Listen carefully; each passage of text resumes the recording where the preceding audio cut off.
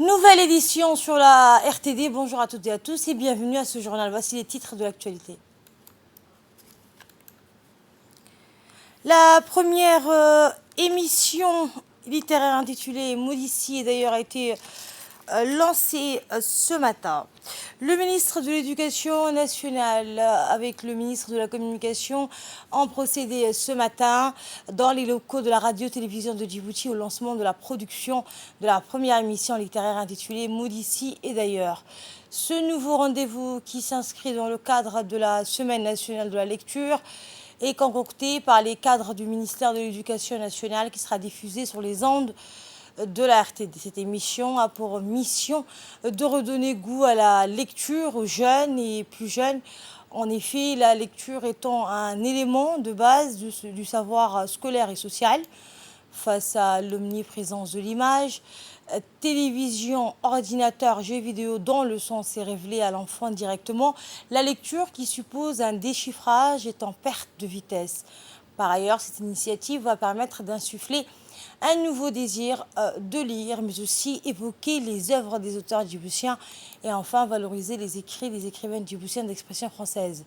Cette ambition commune que portent les deux ministères au balbutiement de la production de cette émission, les deux personnels des deux institutions qui sont le ministre de l'Éducation nationale et le ministère de la Communication ont afflué dans le studio de la radio-télévision de Djibouti pour avoir une avant-première de cette émission littéraire. Cette émission, qui prévoit la diffusion de plusieurs numéros, aura comme suscité chez eux le goût de la lecture. Cette journée a été ponctuée par plusieurs discours des officiels en faveur du livre et de la lecture, rappelant ainsi les grands axes et les moyens d'action au service de cette mobilisation. Dans une perspective plus large, la lecture comme une grande cause nationale s'inscrit dans cet engagement national qui aujourd'hui constitue une opportunité pour prolonger et amplifier l'action quotidienne de l'école, non seulement pour permettre aux élèves de maîtriser la lecture, mais aussi pour promouvoir à l'école comme en dehors cette pratique quotidienne qu'est la lecture. Écoutons un extrait du discours du directeur général de la RTD. Vraiment grand honneur pour nous d'avoir cet esprit collaboratif de nos deux leaders, le ministre de l'Éducation nationale et le ministre de la Communication, qui nous a vraiment permis de concrétiser cette initiative à travers de réunions vraiment de travail qui ont été déjà organisées en contribution de tous les cadres de deux ministères pour vraiment développer ce concept et honorer cette initiative pour la mettre déjà à la place qu'elle mérite. Cette initiative, Monsieur le ministre, nous a vraiment engagés. Les commissions ou la commission mixte qui ont été formées suite à votre déjà initiative et de votre leadership à la matière nous a permis de vraiment travailler, de vraiment creuser profondément nos intelligences pour qu'on puisse développer le concept et préparer le contenu de cette émission. Voici à présent le mot du ministre de la Communication, chargé des postes et des télécommunications. Aujourd'hui, dans le studio de la radio-télévision de Djibouti, pour procéder au lancement d'une émission littéraire intitulée Modici et d'ailleurs. Cette émission littéraire, initiée par le ministère de l'Éducation nationale et de la formation professionnelle et le ministère de la Communication chargé des postes télécommunications, s'inscrit dans le cadre de la Semaine nationale de la lecture dans le milieu scolaire. Le fondement de cette émission littéraire a pour mission de renforcer la lecture dans le milieu scolaire. Nos jeunes sont nombreux aujourd'hui à ne pas trouver le temps pour lire et nous savons tous ô combien la lecture est importante. Cette initiative d'émission littéraire a été concrétisée grâce à la constitution d'une commission mixte de travail composée de hauts cadres de MENFOB et de responsables de la RTD chargés de la production audiovisuelle. La commission a pour sa part tenu plusieurs réunions de travail qui ont abouti à la mise en place du concept général, d'abord, de l'émission, la répartition des tâches de réalisation au sein des professionnels du métier dans le but de vulgariser les thématiques sous forme de reportages portant sur leur rencontre entre les auteurs et les élèves. Mesdames et messieurs, lire un livre, c'est d'abord un accès le plus simple à l'autre, une clé essentielle d'accès au monde. C'est la première source de savoir parce qu'elle rend accessible la connaissance pour tous. C'est un puissant vecteur qui décuple l'imagination, qui invite à rêver et à penser, qui éveille notre curiosité. Les jeunes lisent pour imaginer, lisent pour sortir de l'instant, mais aussi pour apprendre et pour comprendre le monde qui nous entoure et par-dessus tout pour devenir de meilleurs citoyens et par là favoriser un lien intergénérationnel. Écoutons à présent un extrait du discours du ministre de l'Éducation nationale.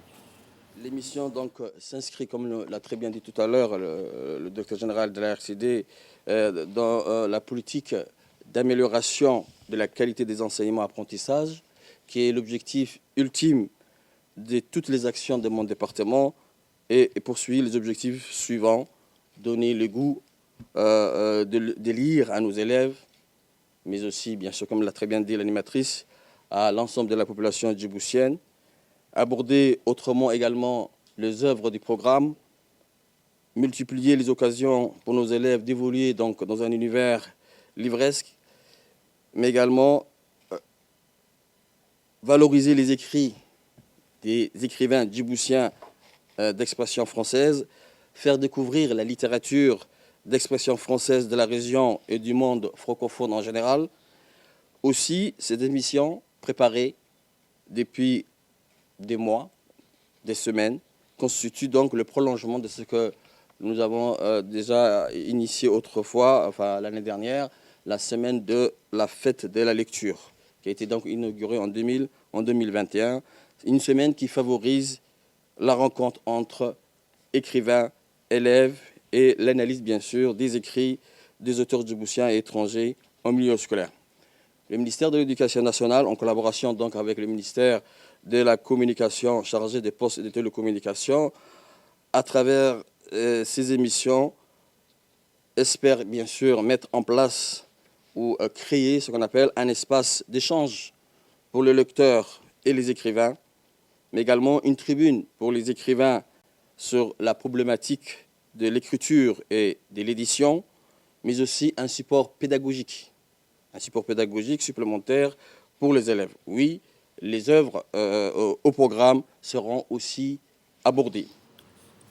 À la une également, le ministre de la Santé, le Dr Ahmed Roble Abdillah, a présidé aujourd'hui une réunion préparatoire du comité intersectoriel pour le suivi permanent du symposium sur la santé. Cette première réunion préparatoire a vu la participation des représentants de tous les secteurs de santé dans le pays, à savoir les cadres du département de la santé, les responsables des services de santé dans différents corps constitués, des représentants des ministères concernés, les représentants de la CNSS et ceux du secteur privé.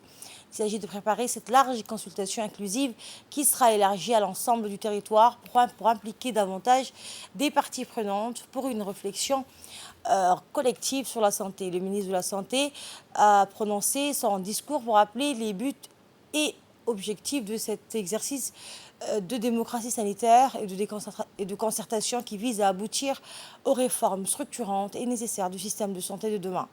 À cet effet, le ministre de la Santé a indiqué que l'objectif premier de ce symposium est de réfléchir ensemble afin de poser les jalons de réforme pour bâtir un système de santé qui soit fort et équitable à l'horizon 2030. Le ministre de la Santé a rappelé donc, je vous le disais à l'instant, les objectifs ainsi que les résultats attendus par le biais de cet exercice de réflexion collective du symposium sur la santé.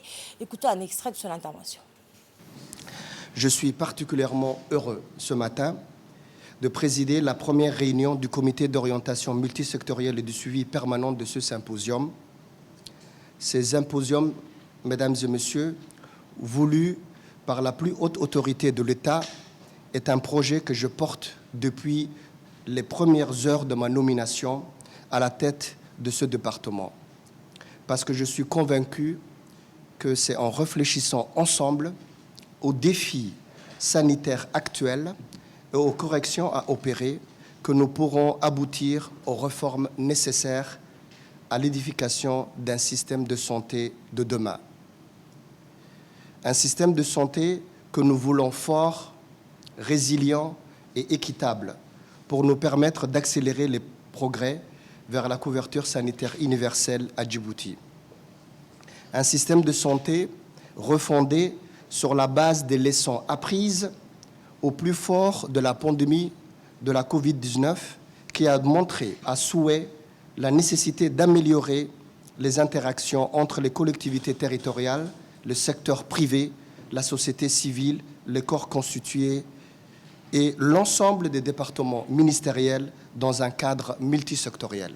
Cette série de symposiums constituera donc la plateforme de discussion qui permettra aux usagers du système de santé, à la société civile, aux élus, ainsi que les professionnels de santé, d'échanger une pluralité de points de vue, de confronter leurs avis, de partager un diagnostic et de proposer des mesures susceptibles d'améliorer notre système de santé. Nous souhaitons conduire ces consultations élargies à l'ensemble du territoire et à l'ensemble des forces vives de la nation pour identifier les voies et moyens idoines pour réussir la transformation du secteur de la santé.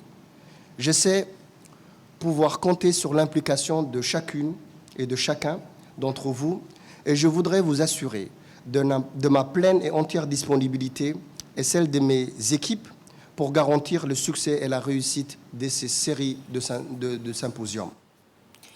Le ministre du Budget, Ismaël Ibrahim Rabelais, a reçu dans ses bureaux aujourd'hui une délégation du PNUD conduite par le représentant résident du programme des Nations Unies pour le développement, le PNUD à Djibouti, José Barahona. Cette visite technique avait pour objet de réitérer la volonté et la confiance de continuer dans la collaboration et la réalisation dans plusieurs domaines, dans les secteurs de développement des bases et de l'infrastructure et le soutien au secteur public et privé. Rappelons que le secrétaire général du ministère du Budget, Simone Mibratou, et les collaborateurs du coordinateur des systèmes des Nations Unies à Djibouti ont fait part à la réunion. Le président de l'autorité des ports et des zones franches, Aboubakar Al-Hadi, a reçu à la tour de la Djibouti International Free Trade Zone une importante délégation composée de représentants du Yanchang Petroleum Group, conduite par M. Lou Shanwar, vice-président de celui-ci. Fondé en 1905, ce groupe est principalement engagé dans l'exploration, la production, le transport et la vente de pétrole et de gaz naturel, ainsi que la production et la vente de produits pétrochimique. Cette visite s'inscrit dans le cadre de la mise en œuvre du projet de raffinerie au parc industriel de Medjug.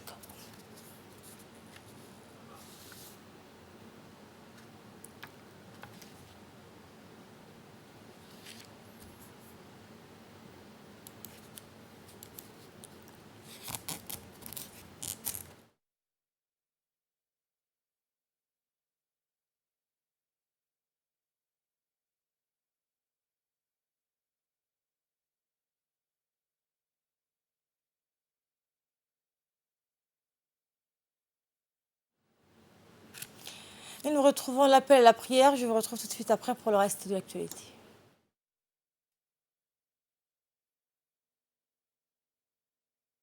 C'était l'appel à la prière. Bienvenue si vous nous rejoignez sur Télé Djibouti. Le ministère de l'Environnement a organisé aujourd'hui un atelier de concertation sur la mise en œuvre du projet d'élaboration du rapport biennal actualisé sur le changement climatique. Cet atelier, qui a été présidé par le secrétaire général du ministère de l'Environnement et du développement durable, Dini Abdallah Omar, a vu la participation de hauts cadres du département de l'environnement. L'objectif de ce projet est d'aider la République de Djibouti à préparer et à soumettre son premier rapport biennal actualisé à la conférence des parties de la Convention cadre des Nations Unies sur le changement climatique. Dans le reste de l'actualité, le président de la Fédération djiboutienne de basket, Djilani Mohamed de Ale, a présidé la cérémonie de lancement du championnat national de basketball avec la participation d'une dizaine de clubs de première et deuxième division et le championnat féminin. Les cérémonies d'ouverture ont été tenues en présence des membres de la fédération et d'autres invités. Et cette occasion comprenait la distribution d'équipements sportifs et de fournitures aux équipes participantes aux différentes compétitions organisées par la Fédération djiboutienne de basketball. Dans un discours qu'il lui a adressé à cette occasion, le président a exprimé sa joie à l'occasion de l'ouverture du championnat national de basketball. Il a également promis de faire tout ce qui est en son pouvoir au cours de la période à venir afin de réaliser les aspirations de notre pays en termes d'élévation du niveau de basket à Djibouti, d'élargissement et de renforcement de la portée de la participation de notre pays, d'améliorer de sa présence dans tous les événements internationaux, continentaux et régionaux et d'exhorter les membres de son administration à redoubler d'efforts pour améliorer la performance de la fédération afin de faire avancer le basket dans le pays.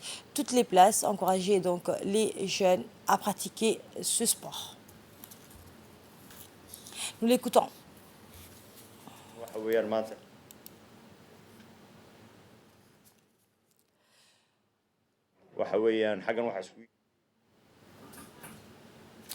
Le président donc, de la fédération de basketball a dans un discours encouragé les jeunes de sa fédération.